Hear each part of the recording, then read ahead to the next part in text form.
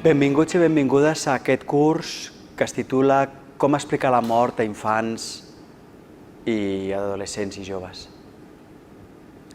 Aquest curs, de fet, està pensat per adults, però jo suggereixo que mireu abans com comprendre la mort, perquè es complementen mútuament. Tot i que el que parlaré aquí molt és com explicar-ho a adolescents i a joves i a infants, però jo crec que és un tema que val la pena que veieu el curs complet.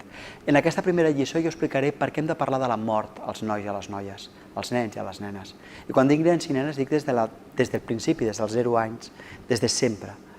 I és que els infants tenen una curiositat natural per tot el que succeeix, i una de les coses que succeeixen és la mort. I si jo no l'explico, ho converteixo en un tema tabú. I fixeu-vos que avui la mort i segurament l'espiritualitat són els dos grans tabús que tenim a la nostra societat. És a dir, podem parlar molt més de sexe que de mort i d'espiritualitat. I els nens tenen una curiositat natural per saber què vol dir la mort, què ens passa quan morim. La gent, quan un mor, té set, té gana, passa fred, on van? Val la pena d'anar responent a les seves preguntes, encara que a vegades la resposta sigui jo això no ho sé, però hi ha gent que diu. Però val la pena de contestar, perquè si tu evites contestar el que fas és transmetre la teva angoixa. I és ben trist que amb una cosa natural la visqui amb angoixa. I encara és més trist perquè amb la psicologia infantil els nens tenen la tendència a imaginar-se les coses molt pitjors de com són i a imaginar-se les coses molt més terribles del que són, perquè si no m'ho volen explicar és que és una cosa terrible. Si no m'ho volen explicar, segurament és perquè jo tinc la culpa, d'alguna manera, que la gent es mori. Imagineu el que acabo de dir. I per tant val molt la pena d'explicar. Perquè els nens i les nenes tenen, per exemple, fins als 5-7 anys, tenen una mentalitat molt màgica. Llavors poden arribar a pensar que ells són els culpables de que l'avi s'hagi posat malalt, de que l'àvia s'hagi mort.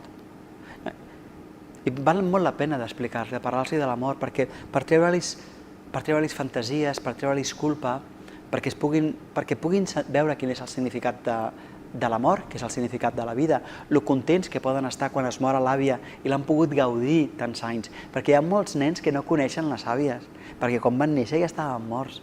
Per tant, sí que és una cosa molt trista, però alhora ens recorda, per tant és molt important parlar de la mort per aquests temes. I després per un altre tema, hi ha estudis que diuen que la mort, bàsicament, els infants tenen contacte amb la mort a partir dels videojocs i la televisió. I això significa que quan arriben als 18 anys han vist aproximadament unes 18.000 morts. 18.000 morts, les quals la majoria són violentes i sense cap mena d'empatia, sense emocions. És imprescindible que nosaltres els expliquem als nens i a les nenes que en la mort hi ha emocions, hi ha sentiments, que hi ha vincles que es trenquen i que això no importa la persona que s'hagi mort, que aquella persona tenia uns vincles i això implica uns sentiments, unes emocions. Ho dic perquè si no, vincular la mort a la violència i a la falta de sentiments o a la culpa o a un tema és un error molt gran. I finalment m'agradaria dir un altre motiu pel qual hem de parlar de la mort, perquè si no deixem sense eines davant de la mort, que succeirà en algun moment de la vida de qualsevol infant, de qualsevol jove, de qualsevol adolescent, perquè morirà el pare d'un amic, un cosí, un tiet, un company, un mestre, un avi, algú morirà del seu entorn, els deixem desprotegits, sense eines per poder-ho ubicar i per tant els situem en situació de vulnerabilitat. Jo sempre dic que els perills no existeixen. El que existeix és la ignorància.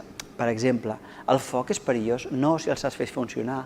Els ganivets són perillosos, no si els saps fer servir. La mort és terrible, no si la pots ubicar.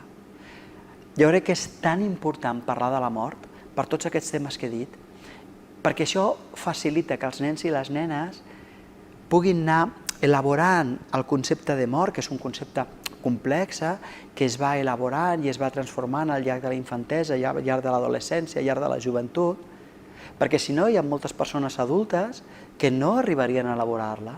Per tant, nosaltres hem d'ajudar els infants a que l'elaborin. I aquest curs espero que us doni pistes per fer-ho. Bé, Gràcies per aquesta primera lliçó on hem abordat el per què hem de parlar de la mort amb els infants i els adolescents i si voleu ens veiem a la propera lliçó on parlarem molt breument de què és la mort.